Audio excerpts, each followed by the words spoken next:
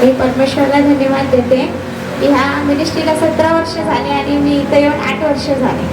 मी येशूमध्ये येण्याचे पहिले खूप आजारी होते आणि आत्मिक आजार हा काय माहीतच नव्हता आम्हाला.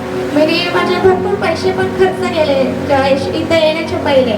डॉक्टरकडे गेले आणि बाहेरचं पण काही गोष्ट केली तर त्याचा काहीच फरक नाही पडला. एक दिवशी मी असंच बसले होते आणि त्या वाटकडे तयारी होती की तू येशूकडे येईल का, तू विश्वास करशील का.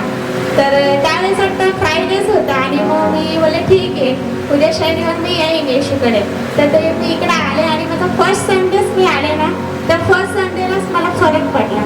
खरोखर माझ्या मम्मीने मला कुठं नेलं ना, तर काहीच गोष्टीमध्ये फरक पडला नाही. कारण आम्हाला आर्थिक आजार हा काहीच माहिती नव्हता. खरोखर येशूकडे आले आणि पास्टरने खरंच पहिल्यांदाच मला फर्स्ट संडेला एवढा फरक पडला आणि त्याच्यानंतर हळूहळू माझ्या लाईफमध्ये चेंज झालं. आम्ही चंगाईसाठी आलो होतो आणि खरोखर असे मास्टर भेटले, आम्हाला साल्वेशन शिकवलं की कसं परमेश्वर उद्धार करतो. परमेश्वर त्यांनी आम्हाला शिकवला. खरोखर असे मास्टर आपल्याला खरंच भेटणार नाही.